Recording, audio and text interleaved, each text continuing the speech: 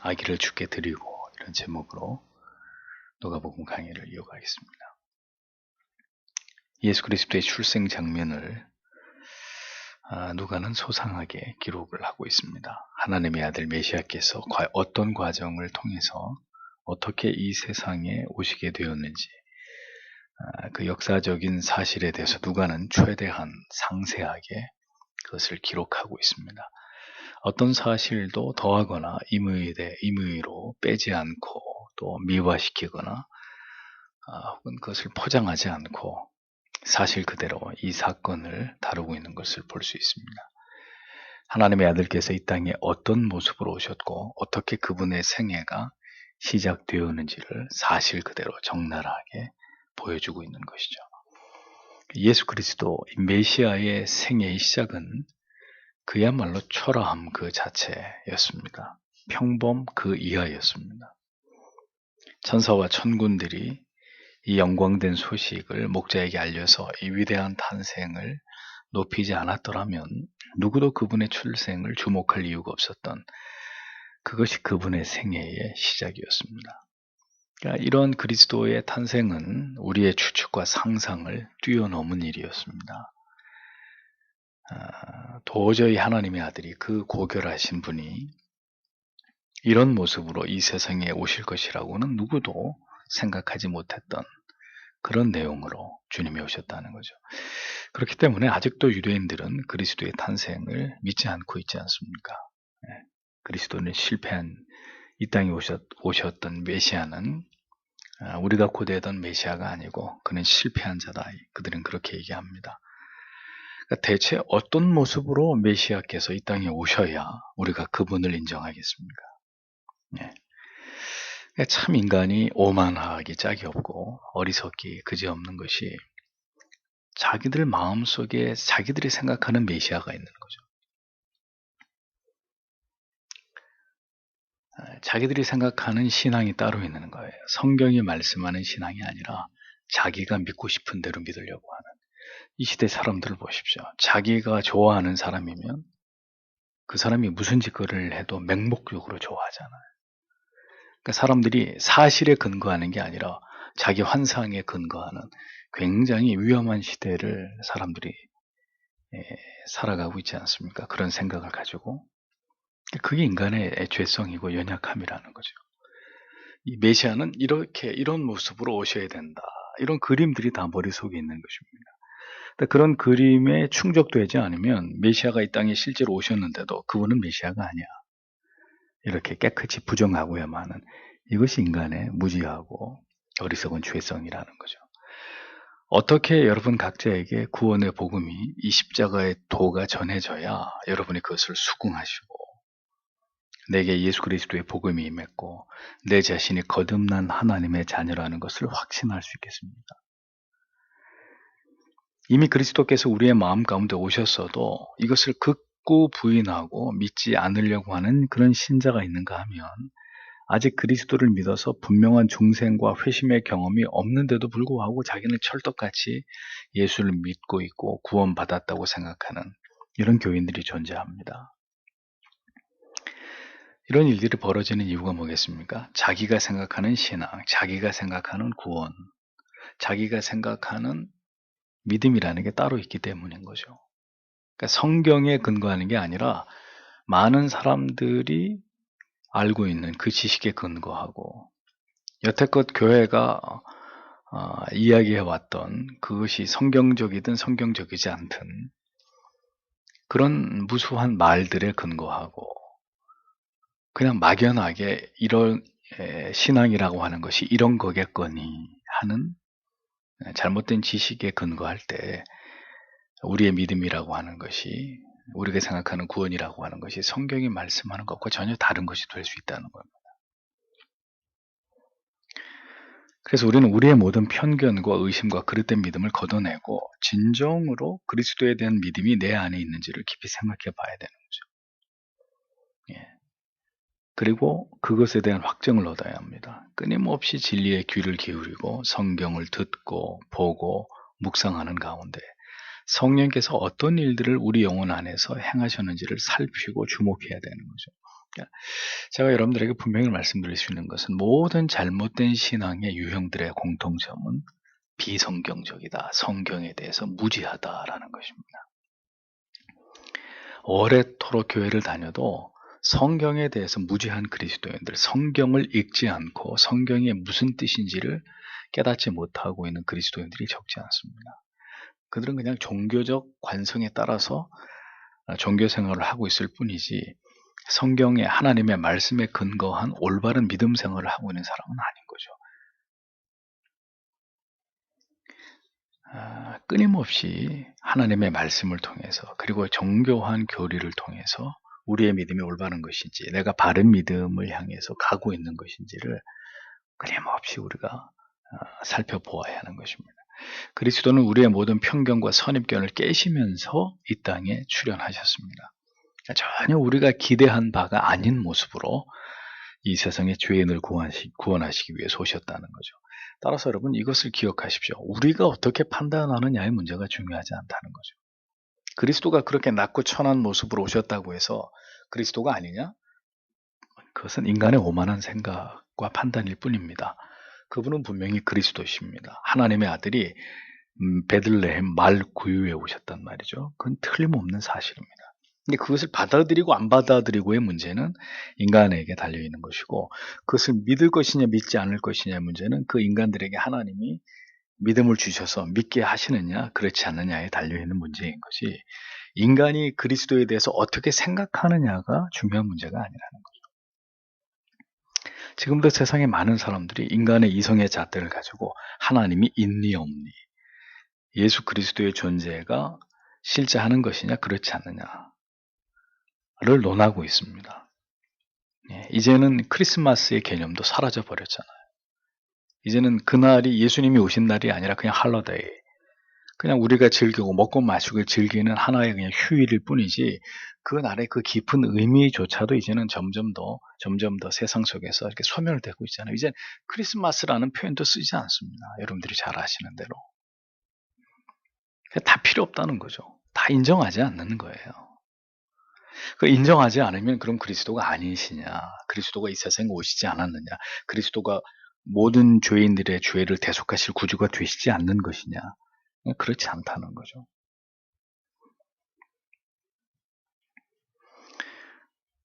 주님께서는 언제나 우리의 인생 속에서 우리가 전혀 생각하지 않은 때에 전혀 기대하지 않은 모습으로 우리에게 찾아오십니다. 그러니까 언제 그 위대한 구원의 메시지에 우리의 영혼이 반응하고 우리의 마음이 활짝 열려질지를 우리는 알 수 없는 거예요. 알 수 없는데 자꾸 제안하는 거죠. 믿어지네, 안 믿어지네, 자꾸 우리가 스스로 믿음에 대해서 우리가 자꾸 논하려고 하는 겁니다.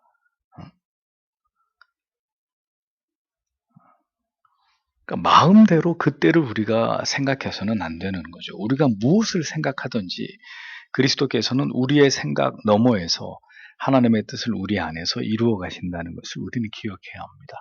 제발 내 생각 안에서 이것이 신앙이다 혹은 신앙이 아니다 이런 것들을 이야기하는 것들 우리가 그것을 지향해야 된다는 겁니다. 21절을 보면 8일째 되는 날 이제 누가가 예수님의 탄생하신 이후에 일어난 일을 기록하고 있는데 21절에 8일째 되는 날 아기에게 할례를 베풀게 되었을 때 그 이름을 예수라고 하였다. 그것은 아기가 잉태되기 전에 천사가 일러준 이름이었다. 이렇게 기록되어 있습니다. 율법대로 예수님이 난지 8일째 할례를 받으셨습니다. 그리고 그 이름을 천사가 일러준 대로 예수라고 지었다. 누가가 이렇게 증언합니다. 예수는 히브리어로 여수아를 헬라어로 음역한 것입니다. 그러니까 정확하게 얘기하면 이에수스 이런 발음이 되는데 한글로는 예수라고 했죠. 그러니까 이에수스. 영어의 지저스보다는 우리 한글이 더 예수님을 그래도 원래의 발음에 가깝게 그렇게 표현한 거예요. 그 뜻이 뭐냐? 여호와는 구원이시다 이런 뜻이거든요. 근데 놀라운 것은 그 당시 이에수스라는 이 이름은 흔한 이름이었다는 거예요. 우리나라의 철수 하듯이. 유대인 역사가 요세푸스가 쓴 그 역사의 기록만 봐도 19명 정도 이예수스라는 이름이 등장해요. 예수님이 아닌 예수라는 이름을 가진 사람들의 이름이 19명이나 등장을 한다고요. 자, 그러면 뭘 알 수 있느냐? 예수께서는 그 이름도 특별한 이름을 사용하시지 않았다는 걸 알 수 있는 거죠. 무엇인가 하나님의 아들로서 더 특별한 이름을 가지신 것이 아니라 당시에 아주 흔한 이름을 가지고 이 땅에 태어나셨다는 거예요. 다만 그 이름을 다른 이예수스라는 이름을 가졌던 사람과 달리 천사가 그것을 알려주었다라는 사실만으로 다른 사람들, 예수라는 이름을 가진 다른 사람과 다를 뿐이었다는 거죠. 그러니까 이것은 뭘 의미합니까? 이 또한 주님께서 자신을 극진히 낮추셨다라는 것을 우리에게 깨닫게 하는 거죠. 어떤 특별한, 유일무이한 이런 이름을 주님께서 필요로 하지 않으시고 이미 그 시대의 흔한 이름인 유대인들에게는 그들의 신앙을 이렇게 드러내는 그런 이름들이 대부분이었는데 그 중에 여호수아라는 이름의 헬라어인 예수라는 이름으로 주님께서 그렇게 이 땅에 평범한 이름을 가지고 오셨다는 거예요. 그러니까 이런 모든 것들에 대해서 우리가 깊은 그 의미에 대한 사유가 필요하다는 거죠. 전혀 그분의 생애의 출발이 특별하지 않았다는 거. 우리 같으면 얼마나 화려하고 특별하게 그 주의 오심을 나타낼 수 있었을 터인데 우리가 생각하기에는 하나님께서는 또 성자께서는 전혀 우리가 생각하는 그런 방식으로 하나님의 아들을 이 땅에 보내시지 않으셨다는 겁니다. 평범한 인간으로 오셨지만 그분께서 우리의 모든 죄를 대신 지시고 십자가에 죽으심으로 우리를 구원하신 분이시기에 평범한 인간으로 오셨으나 그분의 생애는 절대로 평범하지 않은 누구보다도 위대한 생애를 사신 분이 되신 것이죠. 그러니까 우리 역시 이 땅에서 다른 사람들과 전혀 다를 바가 없는 삶을 살아가는 것입니다. 우리가 예수를 믿었다고 해가지고요, 우리가 어렸을 때부터 교회에서 들은 것처럼 무슨 부자가 돼야 되고 복을 받아가지고 대박이 나야 되고 그런 게 아니라는 거죠. 예수님도 정확히 평범한 모습으로 오셨다면 우리도 이 세상에서 사는 동안에 다른 사람들과 전혀 다를 바 없는 삶을 살아가는 것입니다. 한 인간으로 태어나서 성장해 가고 한평생 이 세상에서 우리에게 주어진 삶을 그냥 이렇게 걸어가는 거예요. 다른 사람과 전혀 다를 바가 없는 그런 사람들로, 그런 모습으로, 그런 삶의 모습으로, 내용으로 살아가는 것입니다. 다만 그들과 우리가 다른 것은 우리는 하나님의 택하심을 받은 하나님의 자녀다라는 점에서 구원의 은총과 기쁨과 감격과 영생의 소망과 약속을 받은 자로서 우리의 존재는 하나님이 보시기에 특별한 것이지 이 세상에서 예수를 믿었다는 이유 때문에 다 잘 돼야 되는 그런 사람들이 신자가 아니라는 거예요. 왜? 예수님도 그렇게 오시지 않았는데 예수님도 지극히 평범한 모습으로 평범한 이름으로 이 땅에 오셨는데 왜 우리는 자꾸 예수를 믿어서 눈에 보여지는 가시적인 것들로 우리가 하나님의 자녀인 것이 세상에 알려지는 것을 좋아하냐 이거죠. 전혀 그리스도의 생애가 우리에게 주는 교훈과는 무관한 우리의 어떤 욕심이고 우리의 헛된 꿈인 거죠.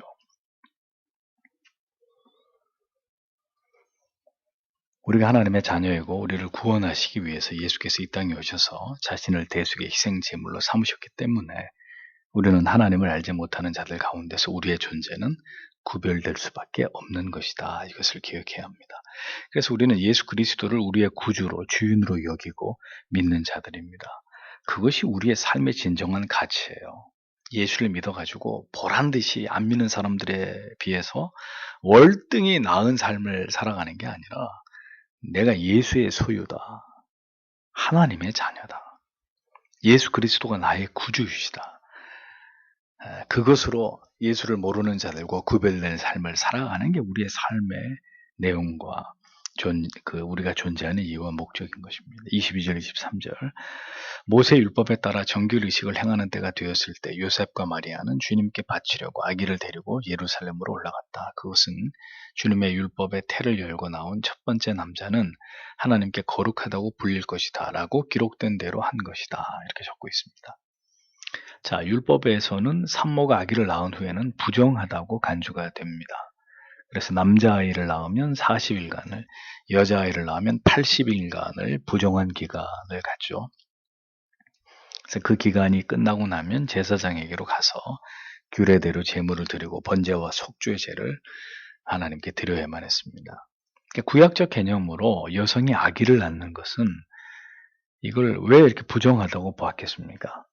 여자가 아기를 낳는 게 왜 하나님 앞에 부정한 거예요?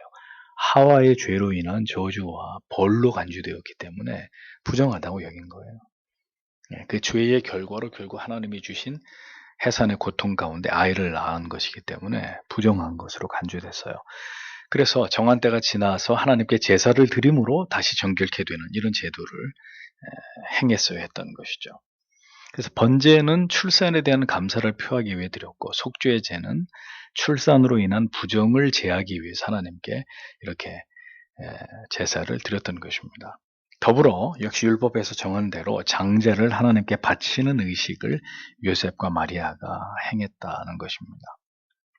율법은 처음 난 짐승의 새끼를 여호와께 바치고 사람의 첫 아들 역시 하나님께 드려야 됐는데, 이 일은 출애굽 당시에 애굽에서 내린 하나님의 마지막 재앙에서 비롯된 것이죠. 출애굽기 13장 2절을 보면 이스라엘 자손 중에 사람이나 짐승이나 물어나고 초태생은 다 거룩히 구별되어 내게 돌리라. 이는 내 것이라 하시니라. 유월절을 기념하면서 이집트의 장자들은 다 죽었는데 이스라엘의 장자들은 다 살아남은 것에 대해서 하나님께서 이제부터 처음 난 것은 짐승이든 사람이든 내 것이다. 하나님이 이런 규례를 세우셨죠. 그래서 짐승은 첫 번째 태어난 짐승은 제물로 바쳐야 되는 것이고, 장자는 평생 하나님을 위해서 봉사를 해야만 했습니다. 그런데 그 일을 하나님께서 이스라엘의 모든 장남들에게 행하시지 않고 레위인들을 그들 대신해서 하나님께 봉사하도록 그렇게 하나님이 법을 세우시죠. 민수기 3장에 보면 그 대신 은 5세기를 성전에다 하나님께 속전으로, 아들이 하나님께 평생, 내 장남이 평생 하나님을 섬겨야 되는데 하나님이 그 일을 레위인으로 대체하고 대신 하나님 앞에 은 5세겔에 속전을 내서 장자를 다시 하나님께로부터 되사드리도록 하는 이런 법을 민수기 3장에 하나님이 세우신단 말이죠.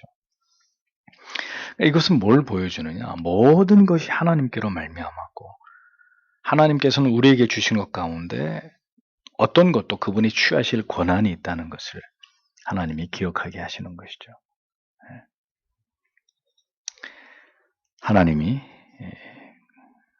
그렇게 이스라엘 백성들에게 자기의 권한을 행사할 수 있는 분이라는 것을 기억하게 하기 위해서 하나님이 이러한 규례를 세우셨다는 겁니다.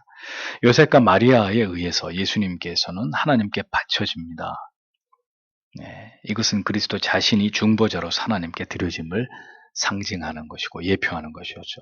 레위인이 모든 장남들을 대신해서 그들의 값을 받고 유대의 모든 장남들을 대신해서 하나님의 일을 했던 것도 역시 예수 그리스도가 우리에게 속죄를, 우리의 죄를 위해서 자기 자신의 십자가의 죽으심으로 값을 대신 지불하시고 우리를 사신 것에 대한 예표가 되는 것이고, 자, 구약에는 이런 것들이 그런 의미들을 분명하게 예표하고 있는 것을 볼 수 있습니다.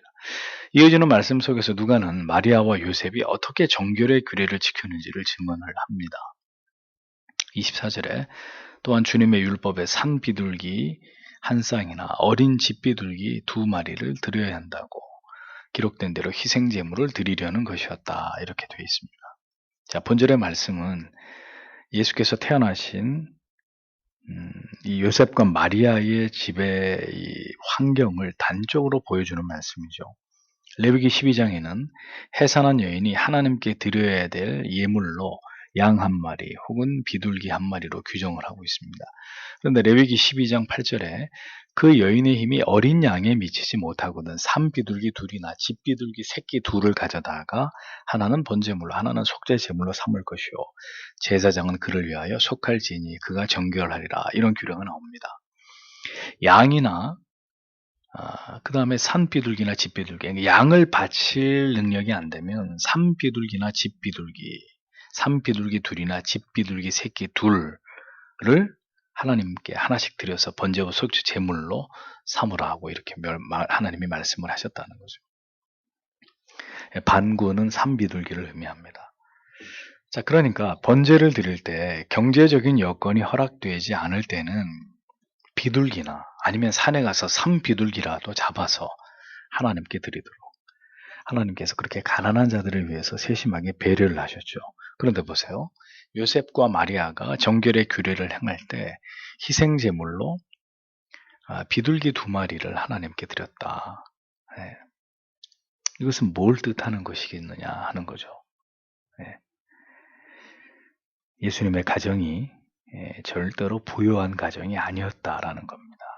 네, 매우 가난한 가정에 예수님이 그러한 육신의 부모 밑에 태어나셨다는 것을 말씀하는 거죠. 세상을 구원하러 오시는 위대한 사명의 첫 발걸음과 그분이 이 땅에 머무셔야 됐던 환경은 여러분 척박하셨다는 거죠. 매우 궁핍하고 척박했다.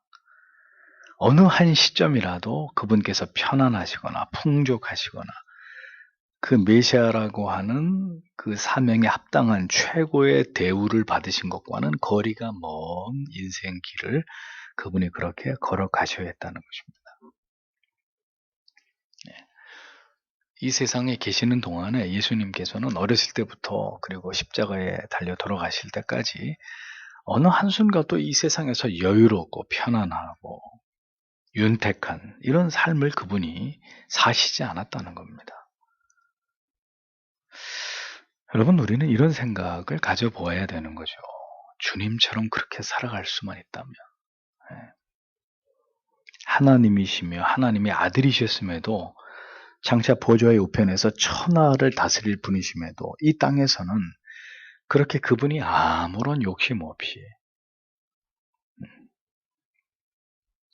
결코 뭔가를 더 가지지 않았다는 이유 때문에, 또 나를 합당하게 대우하지 않는다는 이유 때문에, 사람들이 멸시하고 조롱하고 핍박한다는 이유 때문에 절대로 그분이 분노하시거나 흥분하시거나 자존심 상해하시거나 그분이 우울해하신 적이 없으셨다는 거죠. 그렇게 가난한 부모 밑에서 가난하게 살다가 그 다음에 공생애 가운데 12제자와 더불어 복음을 전하고 결국 십자가에서 죽으실 때까지 그분은 이 세상에서 어떻게 사느냐의 문제를 가지고 그렇게 괴로워하고 우울해하고 고통스러워하고 그렇게 하신 적이 없었다는 겁니다.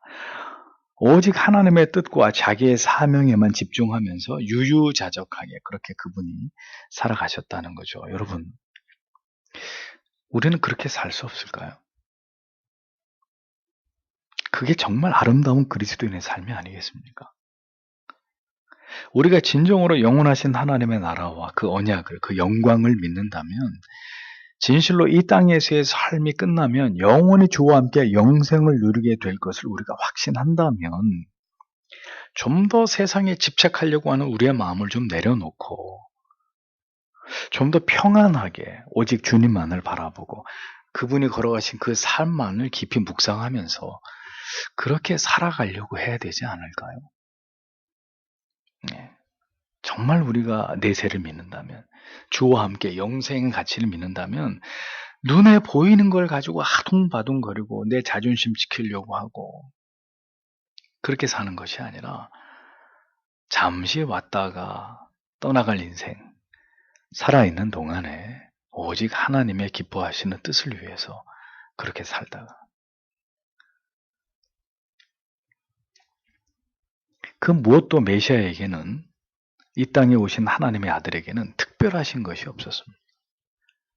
그분은 절대로 특별한 것이 없어요. 그분의 외모부터 시작해서 그분의 삶과 그분이 이 땅에서 사셨던 그 모든 그 삶의 내용, 그분의 모든 것이 전혀 특별한 게 없었어요. 그런데 우리는 그 주님을 쫓으면서 우리는 항상 특별한 것을 꿈꿉니다. 우리가 특별한 인생이 되기를 원하는 거죠.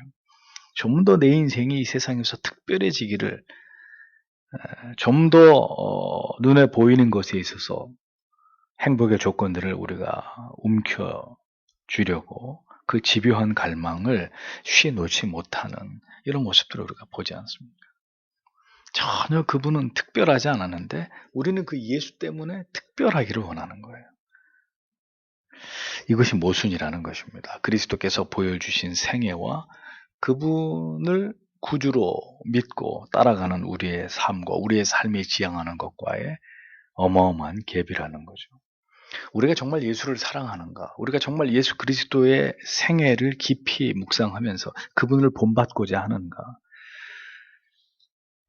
우리는 이 복음서의 그리스도의 이 땅에서의 그 생애의 시작점을 주의 깊게 살펴보면서 우리가 예수 안에서 품었던 마음과 생각과 뜻이 얼마나 그리스도가 가지셨던 그것과 큰 차이를 보이는지를 분명하게 깨달을 수 있어야 합니다.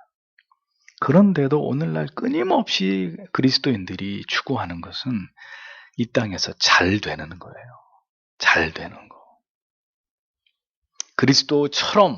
그리스도처럼 바르게 그분이 우리에게 보이신 삶의 내용을 쫓아서 그렇게 살아가려고 하는 것은 관심이 없고, 어떻게 하면 예수 믿어서 교회 다녀서 잘 되느냐, 내 인생이 복을 받느냐, 좀 더 특별해지느냐, 여기에만 관심이 있다고요. 그래서 우리가 과연 그리스도를 닮아갈 수 있겠습니까? 과연 그리스도의 그 이름의 존귀를, 영광을 돌리는 삶을 우리가 살아갈 수 있겠습니까? 한국교회가 그렇게 살아온 결과물이 뭐냐 이거예요. 그렇게 살아온 결과물. 모든 교회가 그렇게 복을 외치고 예배당을 크게 짓고 사람들을 끌어모아서 얻은 게 뭐냐 이거죠. 한국교회가. 있으면 있는 대로, 없으면 없는 대로. 우리의 주어진 환경에 너무 연연하는 게 아니라 나를 이 땅에 보내신 하나님의 뜻에 더욱 초점을 맞춰서 살아가는 그런 그리스도인의 삶이 되어야 한다는, 그것이 진정한 그리스도인의 삶이라는 거죠. 예. 하나님이 가나안 땅에 들어가는 이스라엘 백성들에게 거듭거듭 말씀하시잖아요. 내가 너희에게 말하는 이 대의를 따라서 살아라. 그러면 너희의 하는 모든 일에 내가 복을 준다. 그러니까 하나님의 초점은 우리가 하나님의 구별된 하나님의 자녀로서 하나님과 이웃을 사랑하면서 살아가는 것을 보여주는 거예요. 우리가 세상 앞에, 하나님 앞에. 그러면 우리가 그토록 애를 쓰는 뭘 먹을까, 뭘 마실까, 뭘 입을까, 예수님도 그 말씀을 하셨고 구약의 하나님께서도 그 말씀을 하신 거죠. 그것은 내가 책임진다. 성도 여러분, 아직도 모르시겠습니까? 우리는 아직도 내 인생을 걱정해요. 내 인생을. 뭘 먹을까, 뭘 입을까, 어떻게 살다 나는 죽을까, 나중에 굶지는 않을까. 우리 맨날 그 걱정하고 있는 거죠.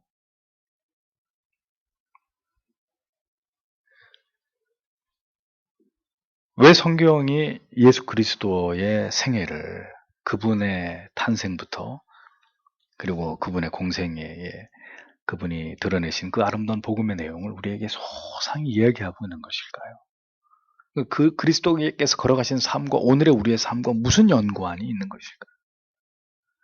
우리는 어떻게 살아야 되는 것입니까? 그리스도의 그 생애를 묵상하면서 우리는 어떤 가치를 지향하는 삶을 살아야 되겠습니까? 성경은 끊임없이 줄기차게 우리에게 이것이 중요하다고 얘기합니다. 하나님의 뜻, 하나님의 뜻. 그리스도가 어떤 마음을, 어떤 뜻을 위해서 이 세상에 살아가셨는지,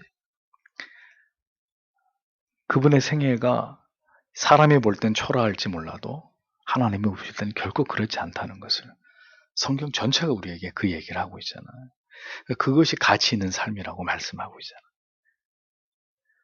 그럼 여러분들은 뭘 위해서 살아가십니까? 어떤 가치를 위해서 살아가십니까? 오늘도 하나님이 나를 어떻게 보시느냐의 문제가 여러분들에게 중요하십니까? 아니면 나를 아는 주위의 사람들이 나를 어떻게 바라보느냐를 더 중요하게 여기십니까? 성경이 왜 그리스도의 이런 초라한 출생을, 그분의 그런 그 이하였던 그의 환경을 말씀하시는 걸까요? 왜 우리를 불편하게 하시는 걸까요? 성도 여러분,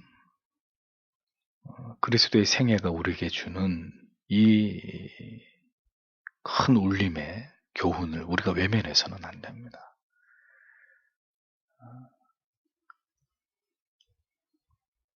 절대로 우리의 삶의 목적이 하나님을 알지 못하는 세상 사람들을 쫓아가려고 해서는 안 되고, 그리스도께서 우리에게 보여주신 그 삶, 그 삶의 목표, 그 삶의 가치, 그리고 그 사명, 우리는 거기에 초점을 맞추고 우리가 그리스도를 닮아가려고 하는 그런 삶을 살아가야 되는 것입니다. 그것이 참으로 아름다운 삶이고 그리스도를 본받는 삶이고 하나님이 기뻐하시고 인정하시는 삶입니다. 단언하건대 이렇게 성경이 우리에게 중대한 교훈과 우리의 삶의 내용을 가르치고 있어도 이 진리를 따라 살고자 하는 그리스도인들은 절대 다수가 아닙니다. 절대 다수가 아닙니다. 오직 소수의 그리스도를 뜨겁게 사랑하고 그리스도의 생애를 통해서 풍성한 은혜와 진리를 올바로 깨달은 자들만이 그 생애, 그리스도가 보여주신 그 생애를 자기의 삶의 목표로 삼고 그것이 가장 위대한 가치라고 여기면서 그 길을 걸어갈 따름입니다. 오늘도 주님께서 우리에게 보이신 이 삶과 우리의 삶을 포기해 보십시오. 그리스도께서 그렇게 바라셨던 것과 지금 우리가 바라고자 하는 것이 어떻게 다른지를 생각해 보셔야 합니다. 그러면서 우리의 남은 여생도 정말 주님처럼 가장 중요한 가치를, 사명을, 아버지의 뜻을 붙들면서 그렇게 살아가는, 그래서 우리의 모든 사고와 생각들이 바뀌어져야 돼요. 나 중심의 생각에서 정말 하나님 중심의, 하나님이 영광을 받으시는, 그분을 기쁘시게 하는 사고로 바뀌어져야 돼요. 이게 하루아침에 되는 게 아니니까 괴로운 거예요. 그래서 어떻게 하면 나를 더 좋게 할까가 아니라 어떻게 하면 그리스도를, 어떻게 하면 주님의 몸 되신 교회를, 어떻게 하면 그리스도의 피를 함께 나눈 지체들을 더 잘 섬기고 복되게 할까? 에? 여러분, 그것입니다. 그것이 우리의 가슴이 있어야 합니다. 오늘도 그리스도의